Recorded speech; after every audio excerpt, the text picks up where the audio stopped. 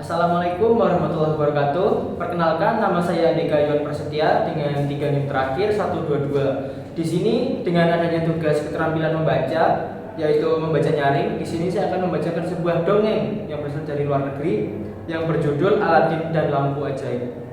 Pada suatu hari di sebuah kota di Asia Timur, ada seorang anak laki-laki yang bernama Aladin. Aladin hidup bersama ibunya. Untuk memenuhi kebutuhan hidupnya, Aladin selalu membantu ibunya. Aladin selalu membantu ibunya berjualan buah-buah di pasar. Aladin sangat menyayangi ibunya, dan ia sebenarnya sangat lelah hidup dalam kemiskinan. Aladin memiliki mimpi suatu hari ia bisa membebaskan ibunya dari kemiskinan ini.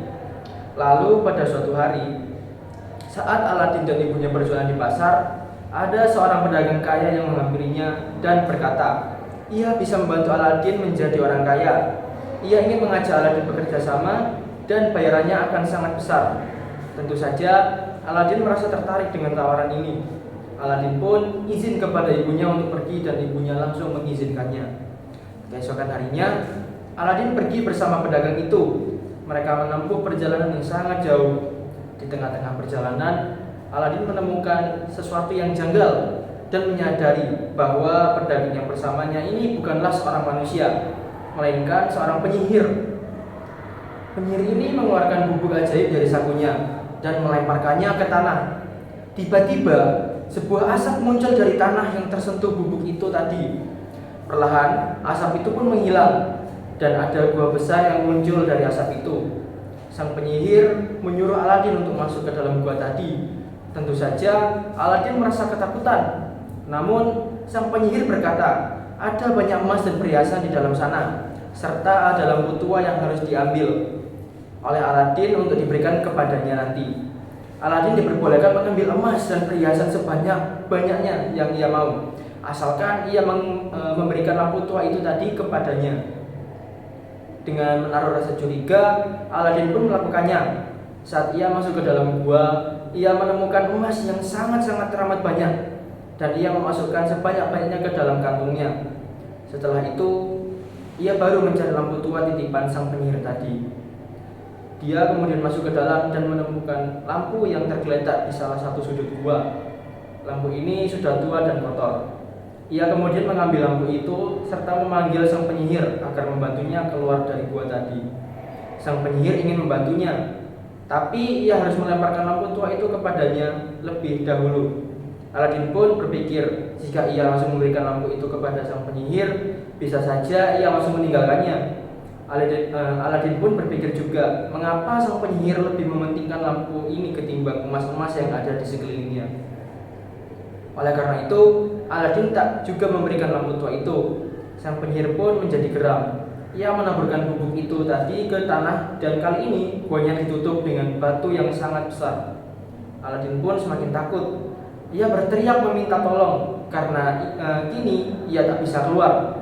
Setelah berjam-jam ia berteriak meminta tolong dan berusaha, Aladin pun akhirnya menyerah. Aladin duduk sendiri di dalam gua sambil membersihkan lampu tua tadi. Saat ia menggosok lampu tua itu, tiba-tiba ada asap yang keluar dan muncullah seorang jin yang berbicara kepada Aladin. Akan aku berikan tuanku 3 permintaan yang akan aku kabulkan. Apa permintaan pertamamu? Jin ini tampak sangat aneh, dan pada awalnya Aladin merasa ketakutan serta tak percaya. Namun Aladin tetap meminta sesuatu padanya. Ia meminta untuk membawanya kembali ke rumah bersama ibunya. Hanya dengan petikan jari, Aladin sudah kembali ke rumah dan ibunya sangat senang bisa melihat anaknya lagi. Sesampainya di rumah, Aladin menceritakan semuanya pada ibunya. Ia bercerita bagaimana sang penyihir meninggalkan dirinya hingga ia diselamatkan oleh jin yang keluar dari lampu tua. Setelah Aladin usai menceritakan semuanya pada ibunya, sekali lagi Aladin menggosok lampu itu lagi dan jin muncul kembali di hadapannya. Untuk keinginan keduanya, Aladin meminta jin untuk membangun sebuah istana dengan semua kekayaannya.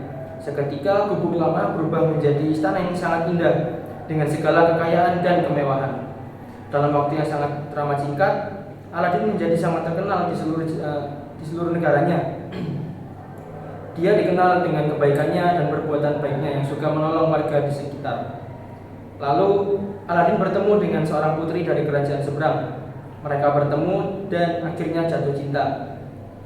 Lalu akhirnya mereka memutuskan untuk menikah. Nama putri ini adalah Putri Yasmin. Namun kebahagiaan yang dirasakan oleh Aladin tak berlangsung terlalu lama. Sang penyihir akhirnya mendengar kisah kesuksesan Aladin ini dan kemudian ia merasa iri. Ia datang kembali ke istana Aladin dan berpura-pura menjadi orang tua yang mengoleksi lampu tua. Putri Yasmin yang tak tahu sejarah dari lampu tua suaminya memberikan lampu tua itu kepada sang penyihir saat Aladin tidak berada di istana. Pada saat itu, penyihir sudah mendapatkan lampunya. Ia pun mulai menggosokkannya dan sang jin pun muncul. Permintaan pertamanya adalah ia meminta jin untuk memindahkan istana Aladin dari tempat saat ini ke gurun yang sangat teramat jauh. Ketika Aladin datang, dia pun terkejut menemukan bahwa istananya Putri Yasmin dan ibunya menghilang. Saat ini ia sedang panik mencarinya. Ia teringat bahwa mungkin ini semua adalah ulah jahat penyihir jahat yang ingin membalaskan dendam. Lalu ia teringat bahwa saat ini ia terjebak bersama penyihir itu.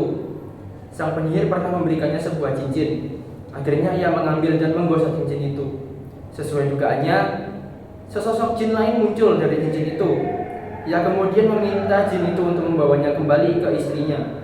Aladin pun dibawa ke padang pasir di mana istana dan keluarganya berada. Aladin sangat senang bahwa istri dan ibunya selamat. Dia juga melihat bahwa penyihir itu juga hadir di sana dan di sebelah mejanya ada lampu ajaib miliknya. Penyihir itu terkejut melihat Aladin. Dan sebelum dia bisa menebak langkah selanjutnya, Aladin dengan cepat melompat dan meraih lampu ajaib di mejanya. Aladin kemudian menggosok lampu itu dan meminta tolong pada jin itu agar sang penyihir dikirim ke tempat yang jauh dari tempat dia tak pernah bisa kembali dan membahayakan siapapun. Dan semenjak saat itu, Aladin dan sang penyihir tak pernah datang kembali. Sekian, terima kasih. Assalamualaikum. Pirang menit ini. Buset.